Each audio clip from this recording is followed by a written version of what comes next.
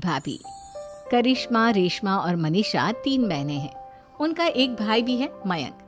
मयंक अपनी बहनों को बहुत प्यार करता है, लेकिन मयंक की पत्नी सविता इस मामले में मयंक से बिल्कुल ही अलग है। वो अपनी ननदों का जितना बुरा कर सकती है उतना बुरा करती ही रहती है और अपनी ननदों पर हुक्म भी चलाती है।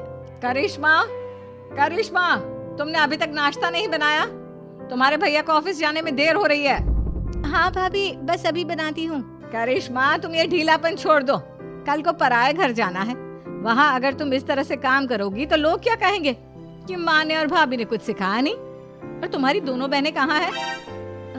रेशमा मार्केट गई है और मनीषा सो रही है। क्या? सुबह के 8 बज रहे हैं और ये महारानी अभी भी सो रही है? ये कहते हुए सविता अपनी सास दुर्गा देवी के पास जाती है।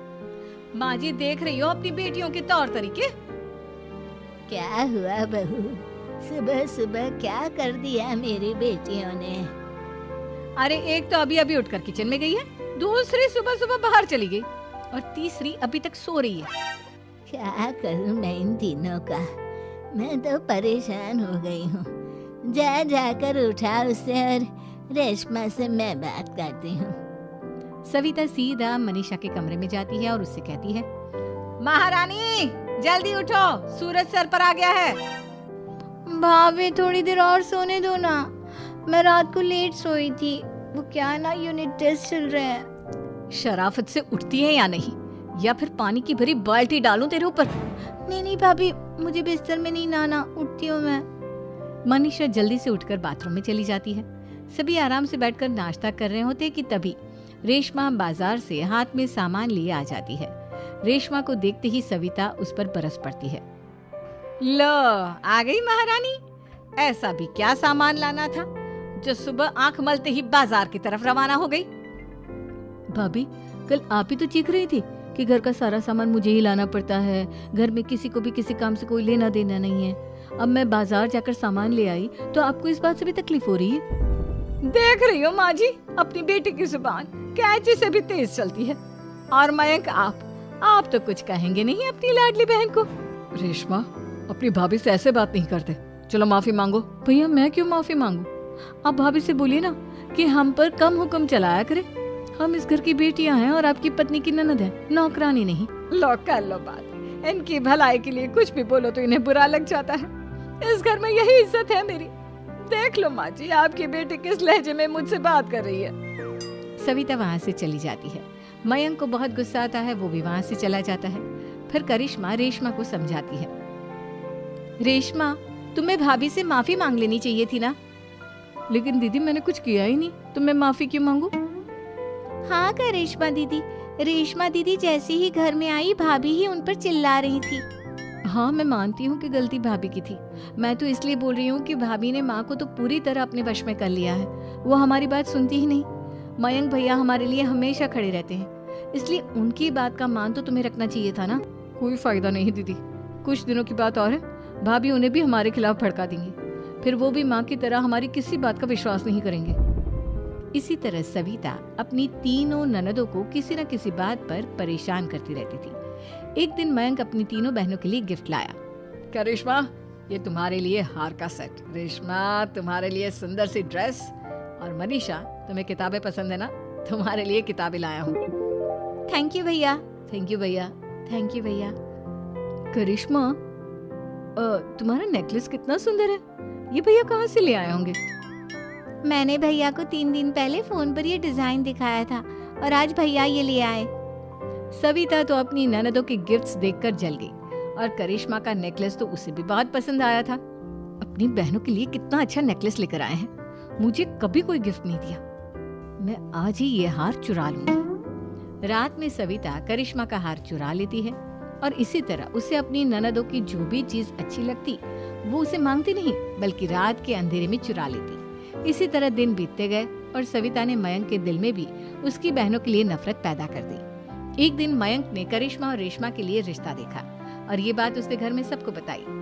माँ, करिश्मा और रेशमा के लिए बहुत अच्छा रिश्ता आया है। वो लोग कल इन्हें देखने आ रहे हैं। आप और सविता मिलकर सारी तैयारी कर लेना। ये सुनकर करिश्मा और रेशमा खुश हो जाती हैं, लेकिन सविता सोचती है, अगर इन दोनों बहनों की शादी हो गई तो घर और बाहर का काम कौन करेगा? मनीषा तो एक नंबर की कामचोर है, उससे तो किसी बात की उम्मीद लगाना ही बेकार है। मुझे इस शादी को रोकना होगा। अगले दिन सभी लड़के वालों के स्वागत की तैयारी करने में लगे होते हैं। तभी मयंक अपनी बहनों से आकर कहता है, तैयार हो गई तुम दोनों? देखो दोनों लड़के बहुत अच्छे हैं, मैं कोई कसर नहीं छोड़ना चाहता, इसलिए तुम उनके सामने अच्छे से बिहेव करना और अपनी भाभी से लड़ने मत लग जाना। करिश्मा, तुम वो नेकलेस पहन लो ना जो मैं तुम्हारे लिए लाया था। भैया मैं बहुत देर से वो नेकलेस ढूंढ रही हूँ, लेकिन मुझे मिल ही नहीं रहा। क्या तुमने नेकलेस खो दिया? तुम्हें पता भी है वो कितना महंगा था? तुम कोई काम ढंग से नहीं कर सकती। मयंक गुस्से में वहां से चला जाता है। थोड़ी देर बाद लड़के वाले भी आ जाते हैं। वो दोनों बहनों को पसंद कर लेते हैं और रिश्ता पक्का हो जाता है। लेकिन सविता के दिमाग में तो कुछ और ही खिचड़ी पक रही थी।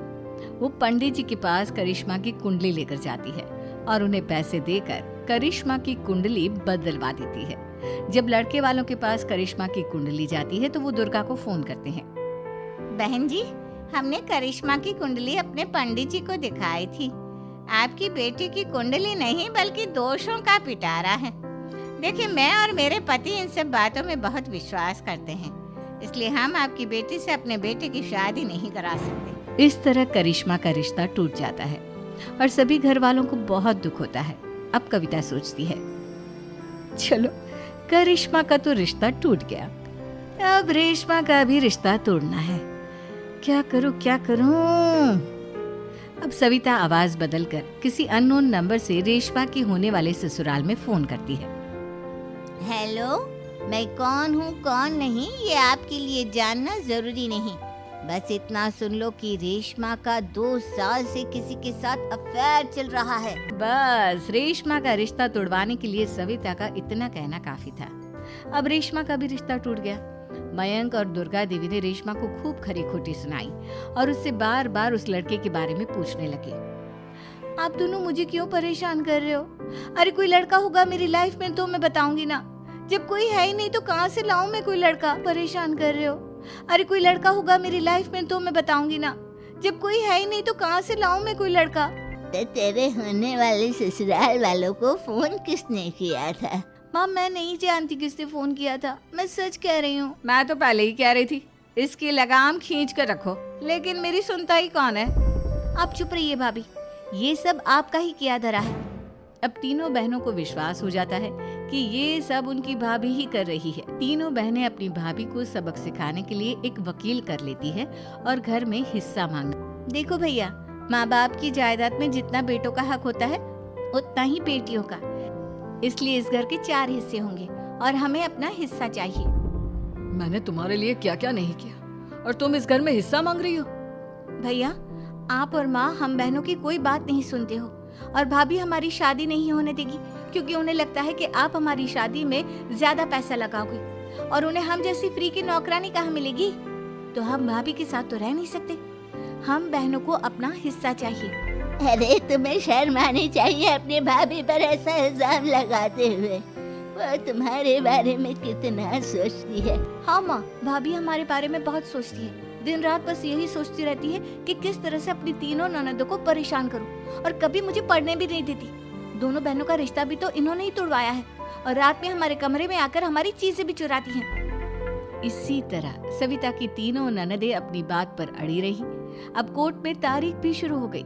जब सविता को लगा कि उसकी तीनों ननद इतनी आसानी से नहीं मानने वाली, तो उसने अपने पति और सास को सारी सच्चाई बता दी और अपनी तीनों ननद से माफी मांगी।